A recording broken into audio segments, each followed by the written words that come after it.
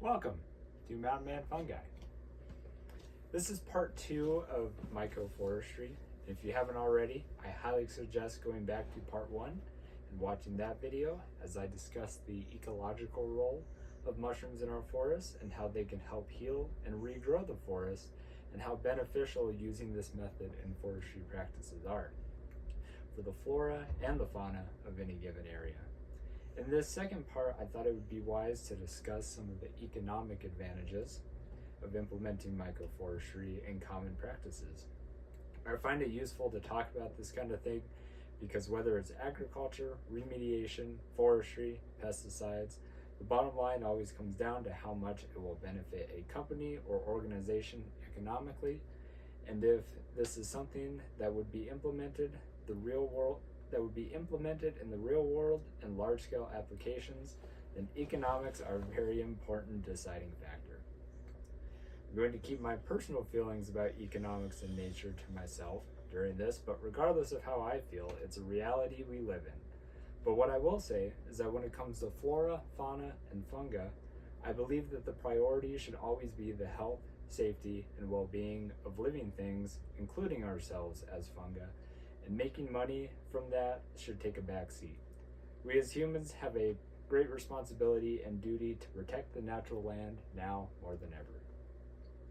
One of the subjects I discussed in the first part was the ecological importance of ectomycorrhizal fungi in helping with the growth and health of the trees. Coinciding with that same idea, the economic potential of these choice edible ectomycorrhizal fungi can tip the scales in considerable favor of implementing mycoforestry protocols.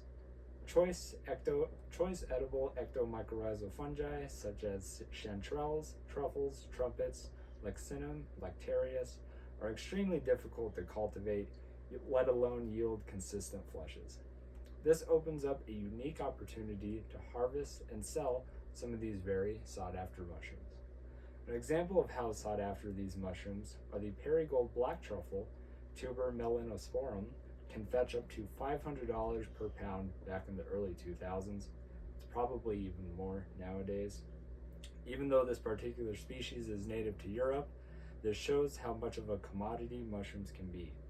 The Oregon white truffle, Tuber oregonense or gibbosum, is a North American example of how utilizing mycoforestry can help small businesses and restaurants with the reasonable foraging practices, responsible foraging practices, and these methods can be viable for years. Not to mention all of the non-gourmet but medicinal saprotrophic mushrooms that can be used for supplement companies and or the gourmet saprotrophs such as chicken of the woods, Laetoporus sulphureus, the garden giant Schofferia rugosa annulata, and hen of the woods Grifola frondosa. A large expense that comes from logging and forestry efforts are the roads that are constructed and decommissioned. The formation and deconstruction of these roads have a negative snowball effect as time goes on. Not only does it completely hinder the growth of flora and kill the aerobic organisms living in the soil, but it encourages the growth of anaerobic microbes, and the silt and sediment runoff that's made after rainfall as a byproduct of these roads washes down into rivers and lakes that harm fisheries and marine populations that in turn feed other mammals. When these roads are made, the entire food chain suffers in turn. So sticking with the point of this video, once these roads are made, which in itself is very expensive, they have to be decommissioned when the logging operation is over. There are more dirt roads than there are paved roads in the United States and Canada. And the cost for decommissioning these roads can be over $100,000 per mile to decommission. The cost varies with factors such as location, terrain, elevation, width of the road, and so on. A great idea proposed by Paul Stamets is to follow through with the experimentation leading to very positive results is the combination of mycofilters along these roads to aid in the rehabilitation of mycoforestry. The point of installed mycofilters along these roads is to create launching platforms for beneficial life to begin again. The placement of these filters using primary saprotrophic fungi slows the passage of water runoff, slowing silt and sediment, and allows for saprotrophic fungi to begin the grand recycling and rebuilding of an environment. Nature takes care of the rest. To me, it's very obvious that the benefits of implementing mycoforestry far outweigh any downsides when it is done right and with safe foraging practices.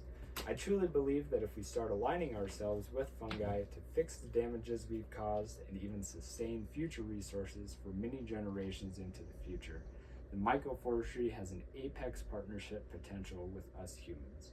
The logging and forestry businesses have been well established for decades, and they are very powerful entities. I believe that the solution is not to fight against them, but to come up with ideas and practices that can prove that mycoforestry can benefit these entities more than what the common norm has always been. Thank you very much for watching. Mushrooms help people, and fungi help the planet.